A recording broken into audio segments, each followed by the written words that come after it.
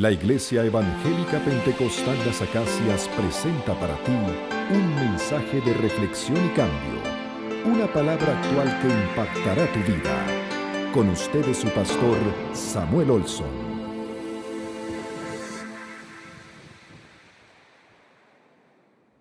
Queremos abrir nuestras Biblias a la carta de Pablo a los hermanos de Roma, capítulo 8.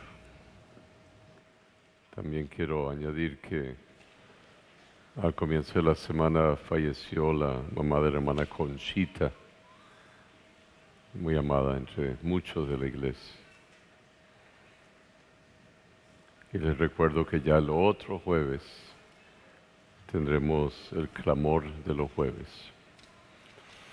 Bien, entramos en el capítulo 8, una vez más.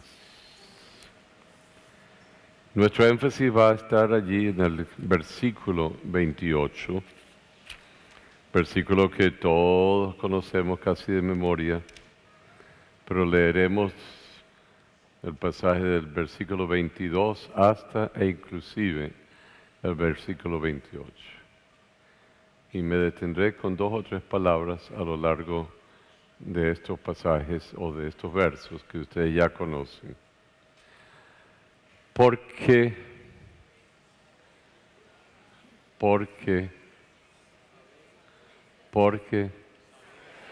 sabemos. Pablo usa esa palabra como que si todos supiesen. Y lo afirma. Había como un sentir entre los hermanos acerca de la creación. Algunas veces uno se pregunta, ¿y por qué los cielos están tronando así? ¿Por qué ocurrió eso en los mares? ¿O en las montañas? ¿O en los ríos?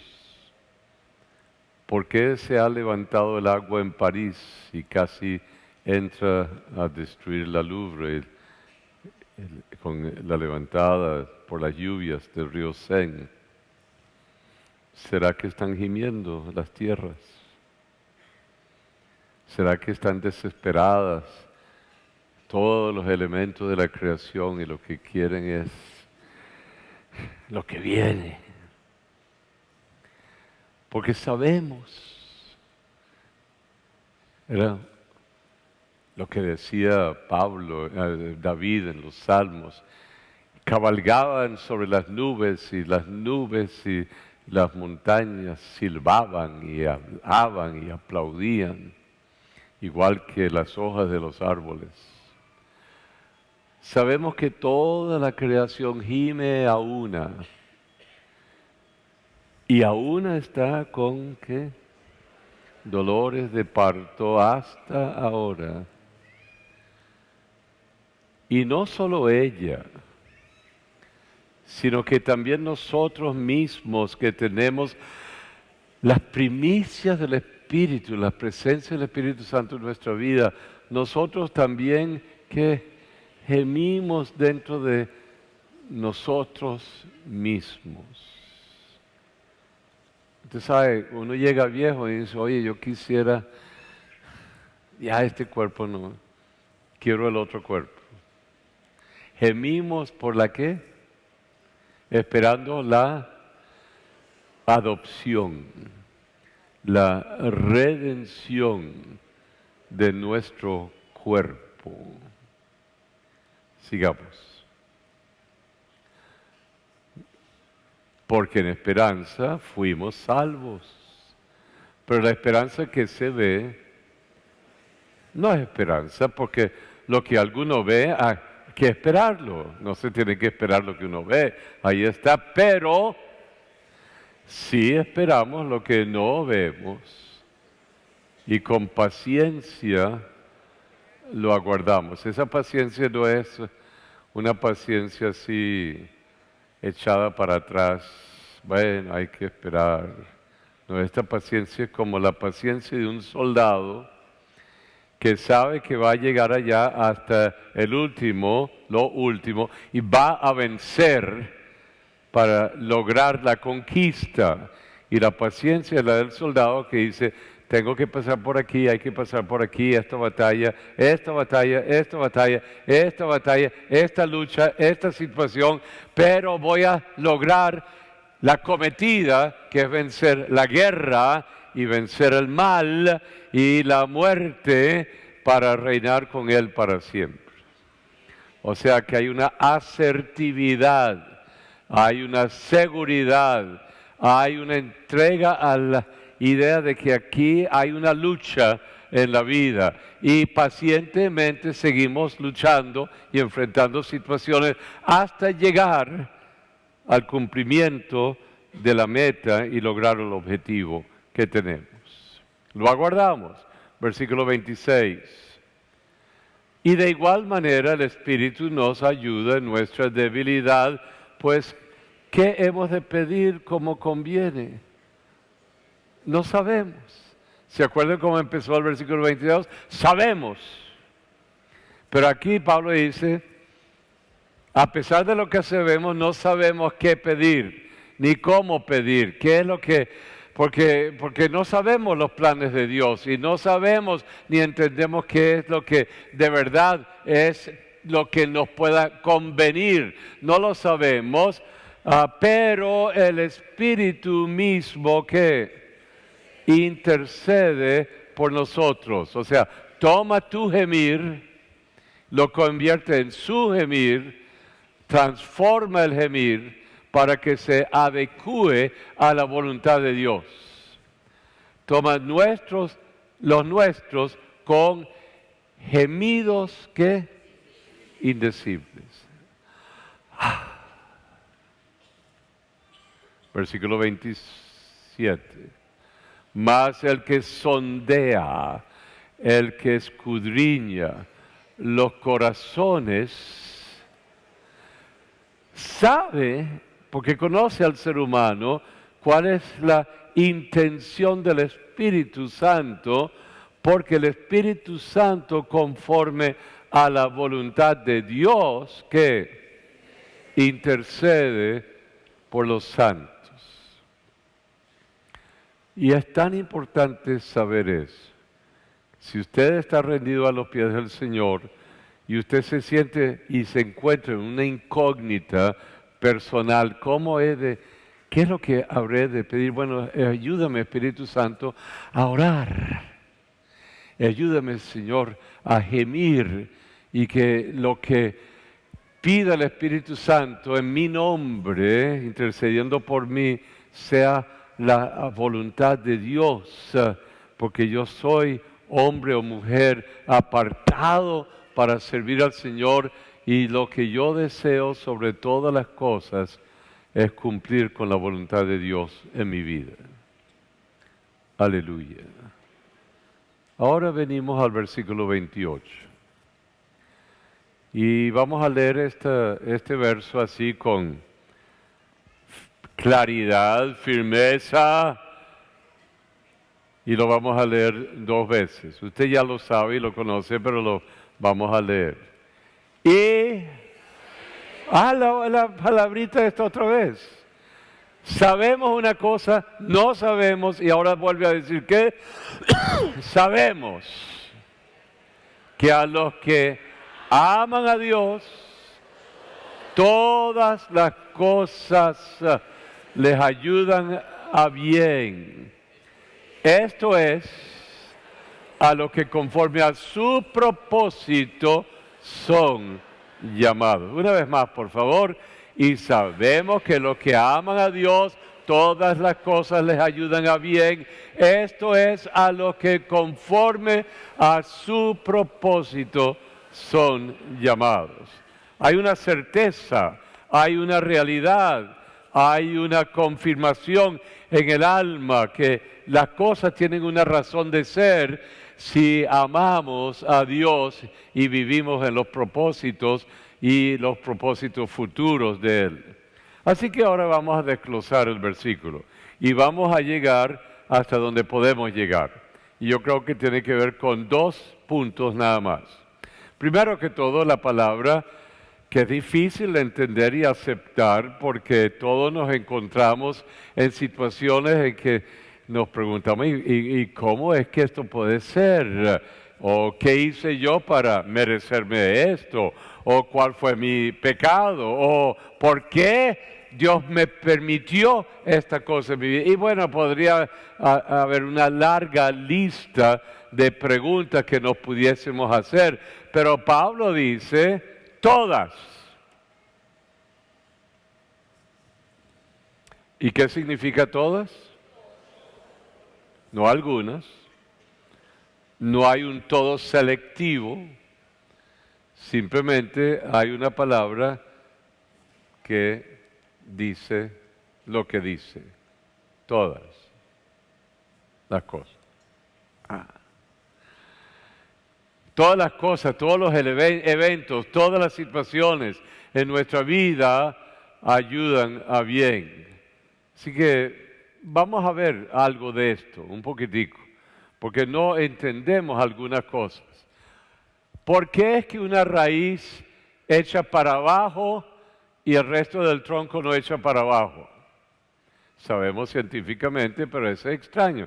Va para abajo y el tronco va. Y más abajo, ¿el tronco qué? Más fuerte. Para sostener, la raíz es más larga, más profunda y tiene que penetrar por situaciones duras. Tierra buena, tierra más o menos, tierra arenosa, tierra rocosa, tierra pero sigue dando para abajo. A mí me sorprende, yo tengo un potecito, el comienzo de un arbolito. Y yo no sé cómo es que el potecito no se ha reventado, porque la raíz sigue formándose, aunque el árbol ya va por aquí. Y yo, qué extraño esto, no lo entiendo, nada. Okay. Vamos a usar otro ejemplo.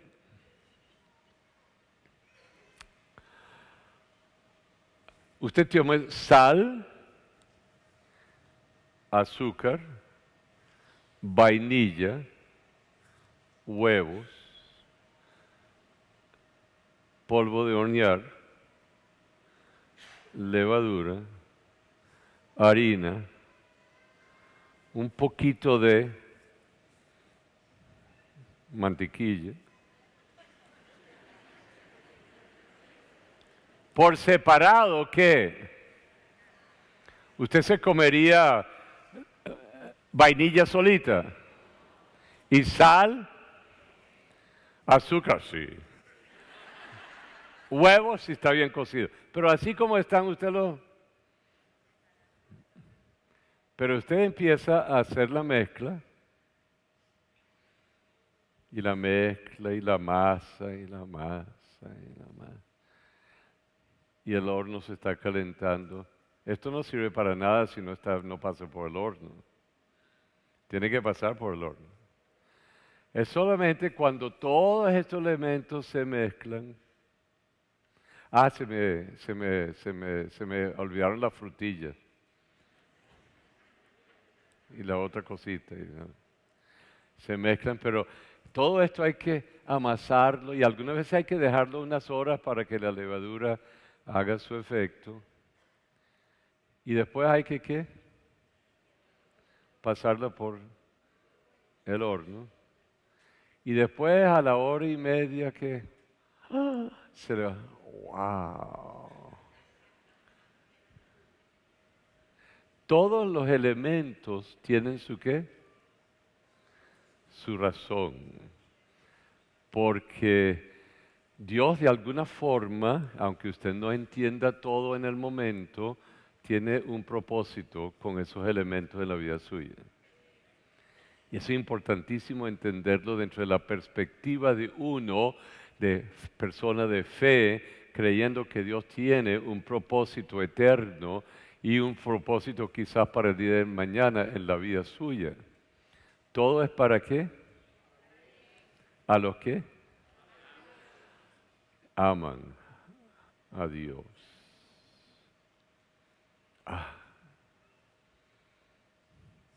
José es vendido, es llevado a Egipto, es botado de la casa de Potifar, para en la cárcel, todo el mundo se olvida de él, sufre, abandonado, su propia familia lo llevó allá. Pero como Dios le ayuda a revelar los sueños, el faraón lo lleva a la corte. Y cuando pasa la hambruna por toda el área donde estaba su papá y sus hermanos, ellos vienen y piden alimentos, granos, se los llevan, vienen varias veces. Y por fin José se descubre y da una palabra muy sencilla. Ustedes lo quisieron para mal, pero Dios lo quiso para bien. No sabemos los porqués, pero sí sabemos que hay un propósito de Dios que lo descubre Él en algún momento de la vida. El hijo pródigo se fue de la casa con los bienes que le tocaban como herencia. Los despilfarró, aunque por un momento sintió que le habían dado vida, pero descubre que todo eso se desvaneció y todo se fue con los amigos y se encuentra con los cerdos comiendo de allí. Y vuelve a casa. Ese viejo a quien yo le quité mi herencia no entendía lo que era vivir, pero las circunstancias lo amansan y lo reducen y lo humillan y empieza a volver en sí. Y volviendo en sí, descubre que su papá no era aquel a quien él había calificado originalmente. Volveré a casa y le pediré perdón. Y aunque no me establezca de nuevo como su hijo, por lo menos tendré que comer. ¿Dónde dormir? Suceden eventos en nuestra vida que trastocan nuestra personalidad y nuestro carácter. Y empezamos a madurar, a pensar, a ubicarnos. Hoy dicen, te dio una pastilla de Ubicatex.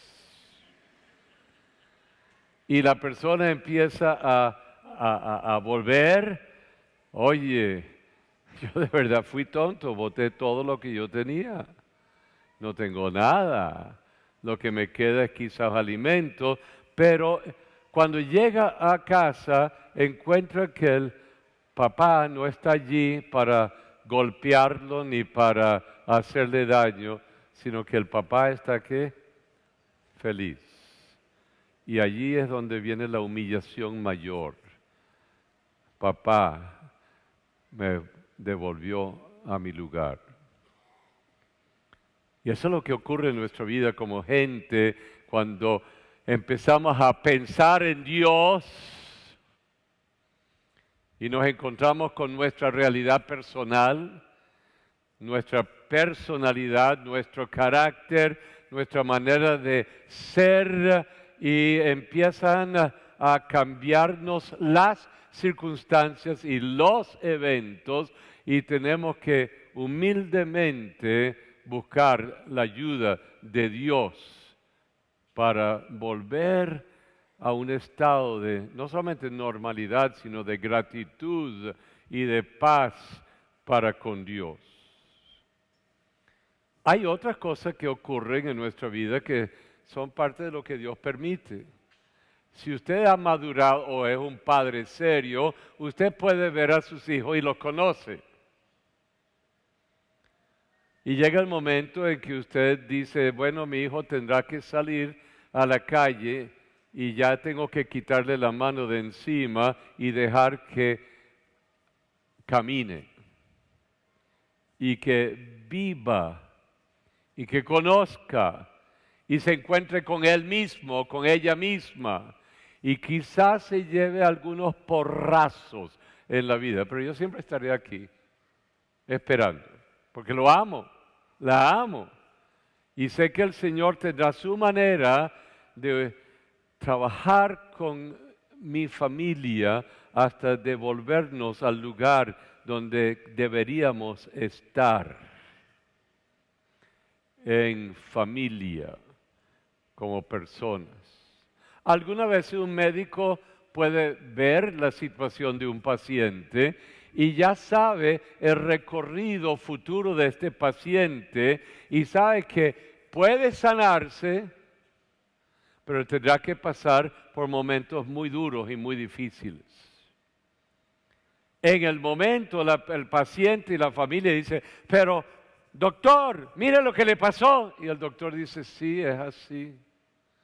Tiene que pasar por allí, le va a costar. Tiene que pasar por tantas radiaciones o tantas dosificaciones de quimioterapia. Pero si lo cumple a cabalidad, creo que va a llegar acá. El médico puede ver el futuro, uno no lo puede ver porque uno está centrado en el dolor y en la angustia del presente. Son situaciones, no sabemos todas las cosas, pero las cosas ayudan a bien a los que amamos a Dios y somos llamados conforme a sus propósitos. Algunas veces usted y yo, como hombres y mujeres de Dios, pasamos por momentos que no son de nuestra creación ni de otros, sino soledades muy fuertes. 5, 6, 7, 8, 9, 10 meses de una sequía espiritual. Y en esa sequía espiritual Dios está arreglando el terreno, pero uno no se da cuenta. Está rehaciendo la base de la vida de una para que en el día de mañana, cuando venga la bonanza de nuevo, todo esté preparado para la bendición de Dios y para que uno pueda llevar una vida mucho más fructífera, con mayores bendiciones que nunca. Pero hay sequías espirituales y uno se pregunta, ¿qué hice? O viene al pastor, pastor, yo me siento terrible, me siento absolutamente vacío, ¿qué cree usted que pasó?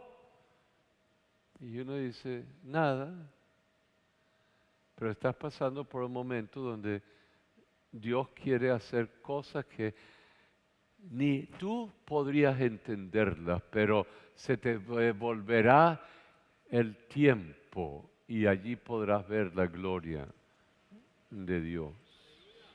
Aleluya, aleluya, aleluya. Hay otros momentos. Hebreos 12, versículo 8. Hebreos 12, versículo 8.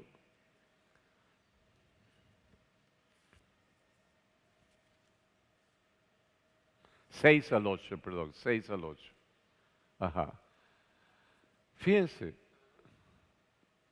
no lo lea en voz alta porque a usted no le gusta este versículo. Pero si quiere que se le afirme, léalo en voz alta.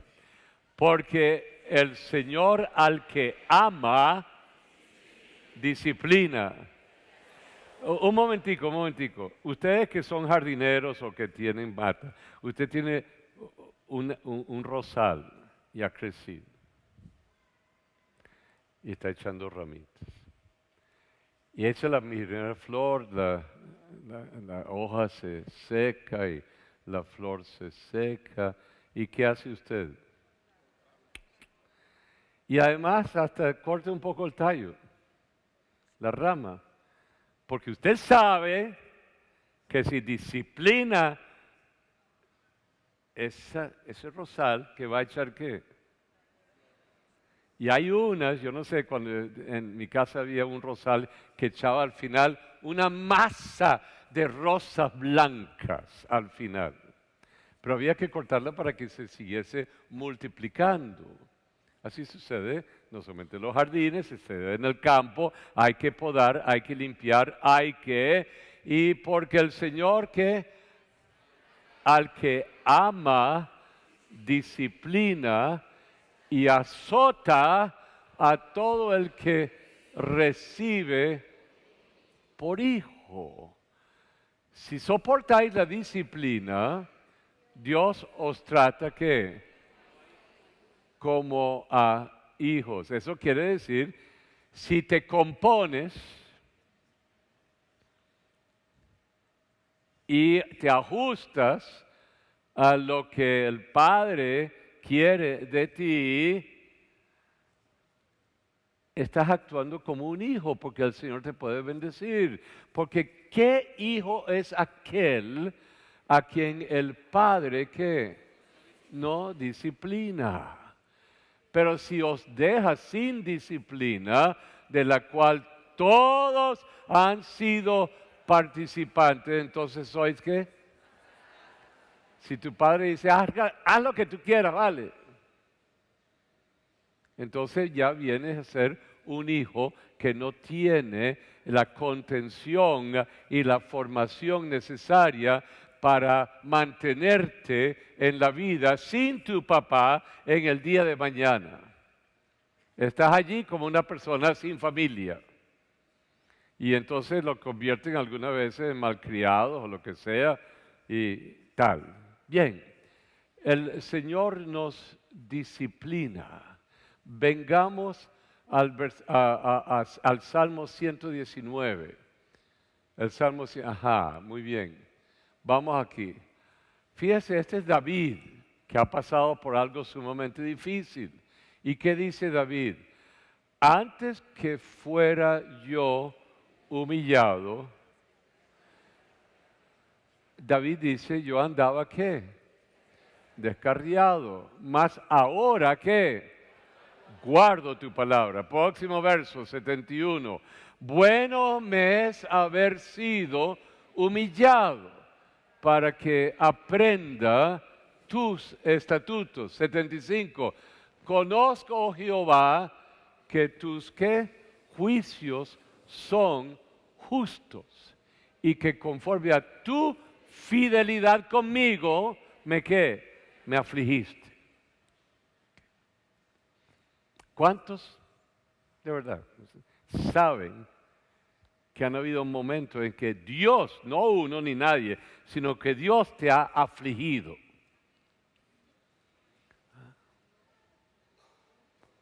¿Para hacerte daño? No. ¿Para qué? Corregirte. Te afligió y no tuviste con qué comer hoy.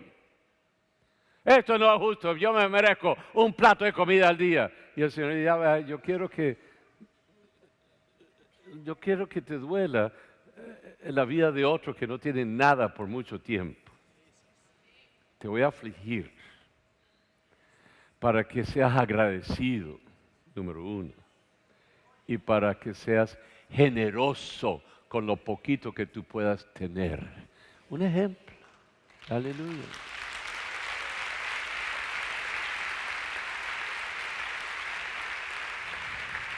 O tu vestuario.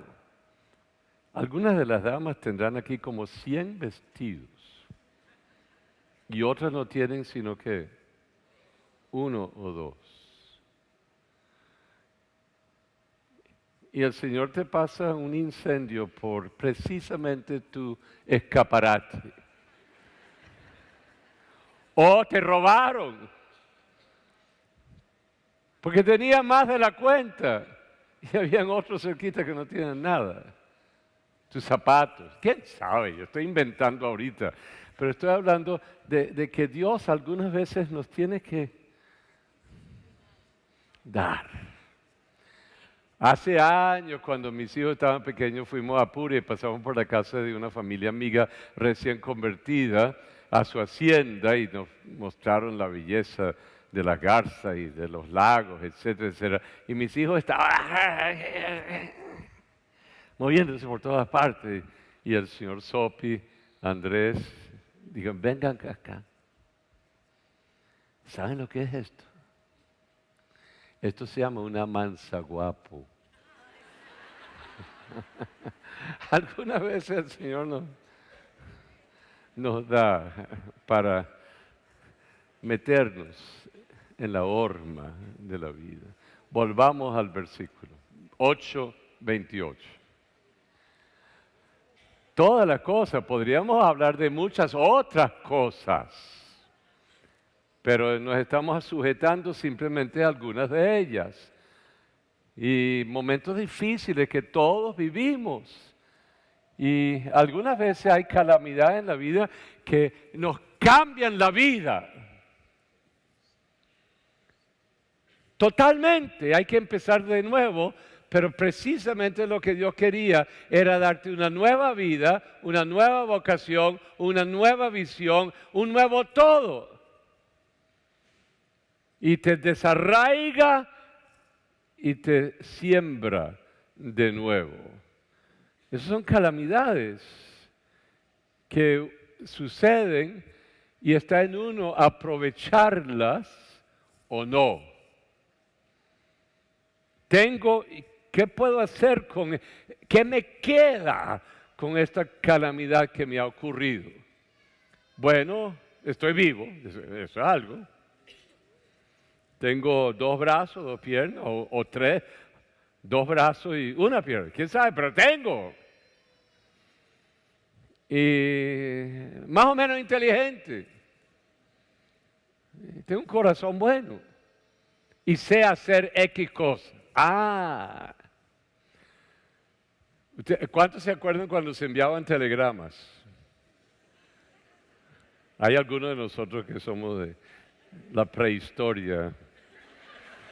Yo estaba en el liceo y busqué trabajo y me encontré en el Silencio subiendo de Jesuita Veroes hacia arriba y allí había el lugar de los telegramas y ahí encontré trabajo. Yo no sabía manejar nada, pero sí sabía que podía aprender.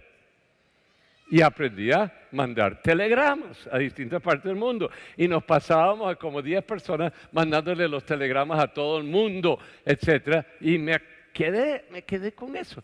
Yo puedo. Yo no tengo que vivir como que si no pudiese. Yo puedo. ¿Y cuántos pueden aquí?